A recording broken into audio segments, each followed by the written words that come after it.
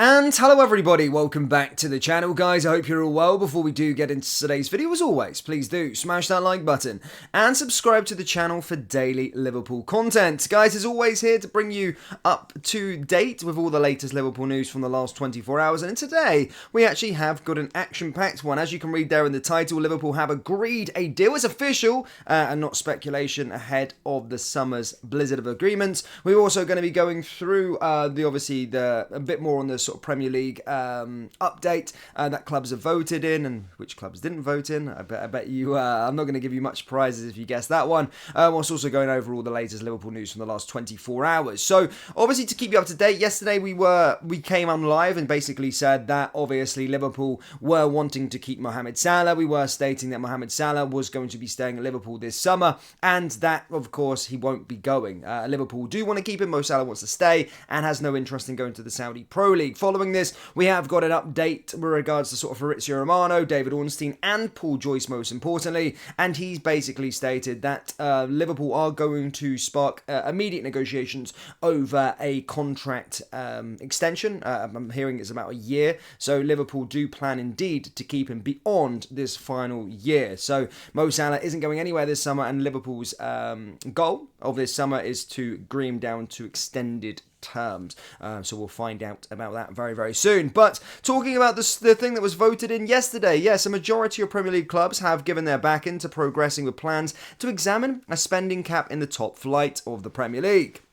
The PA News Agency understands clubs voted on Monday to progress to the final stages of the legal and economic analysis of anchoring a principle which would potentially limit expenditure on things like player wages, plus agent fees and transfer costs by capping them as a multiple of the central Premier League revenues going to the bottom club. The intention of anchoring is to keep the league competitive by preventing the richest clubs dominating, with Manchester United and Manchester City understood to have voted against it. Surprise, surprise.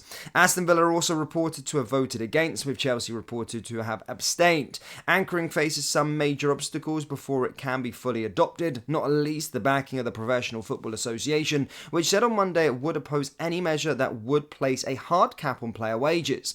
United oppose the concept of anchoring because they feel the measure unfairly penalises them for their large success in generating large, self-sustaining revenues, which they have built over decades of sporting achievement and commercial innovation. The club are also understood to be concerned that measures to level out competition in the Premier League risk undermining the competitiveness of English clubs in relation to their European peers and weaken the Premier League as a global force. Anchoring, if approved, would be one part of new squad cost control measures, which are set to replace the existing profitability and sustainability regulations from 2025-2026 season. Clubs unanimously voted in support of squad spending caps linked to revenue being a key principle, with those new rules at a meeting on April 11th. Clubs playing in European competition from 2025-2026 will need to limit squad-related costs, including spending on transfer and agent fees, plus to 70% of revenue in order to abide by UEFA's rules. It is understood Premier League clubs are expected to be limited to 85% of revenue, with points deductions still likely to be applied where breaches of the ratio are serious. With the squad cost to revenue rules would effectively place spending limits on aspiring clubs who do not have the same earning power, and more established clubs. Anchoring, if approved, would create a hard ceiling for the biggest and richest clubs with no direct link to revenue that they earn.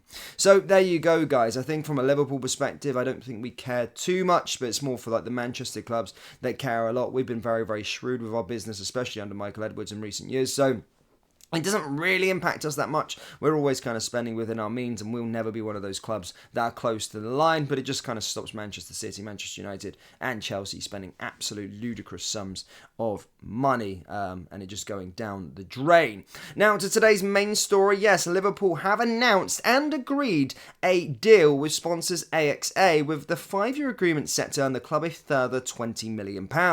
Liverpool's association with AXA began in 2018 as official insurance partner, with their investment into the club growing in years since. In 2019, the company negotiated a deal to become official training sponsors, with their logo featured on all of the training kits, and 2020 saw the purchase of naming rights for what has become the AXA Training Centre.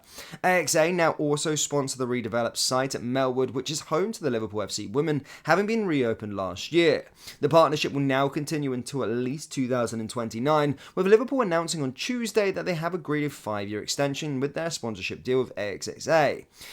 Here at LFC News, we understand this will lend the club over £20 million, with an improvement negotiated on the previous £5 million a year terms. It continues the club's ongoing pursuit of outside investment, which included new deals with UPS, Google, and Platon in 2023, which will bank around £35 million. Liverpool also confirmed the extensions of their decade-long partnerships with Carlsberg in December, while in March it was reported that discussions had been held over selling the naming rights to the new Anfield road stand. As per Sports Business, Liverpool are due to switch kit suppliers from Nike to Adidas at the end of the next season in a new 5-year contract that will be worth upwards of £50 million.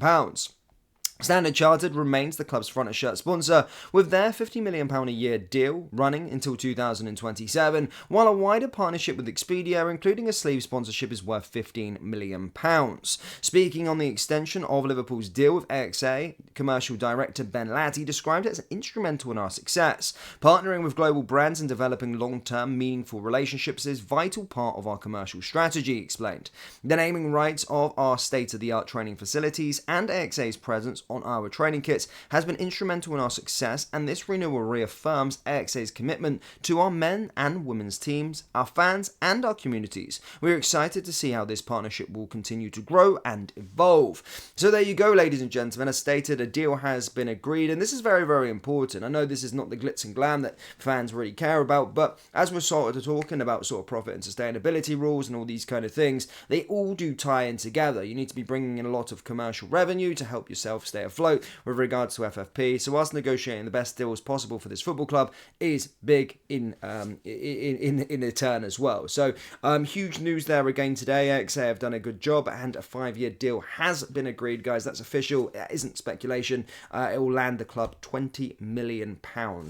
So very, very interesting indeed. Now, we have got a week now to go until, of course, the end of the season. And to be fair, we're, not really, fans probably not really excited about this season. But remember, we do have a documentary at this moment in time that's coming out towards the end of the season, a sort of fly-on-the-wall documentary. And we haven't actually got a platform that has picked it yet. However, Disney Plus are currently interested with a £10 million deal. So that could come to fruition a bit later on as well. But again, I don't really want to watch it because it's been annoying.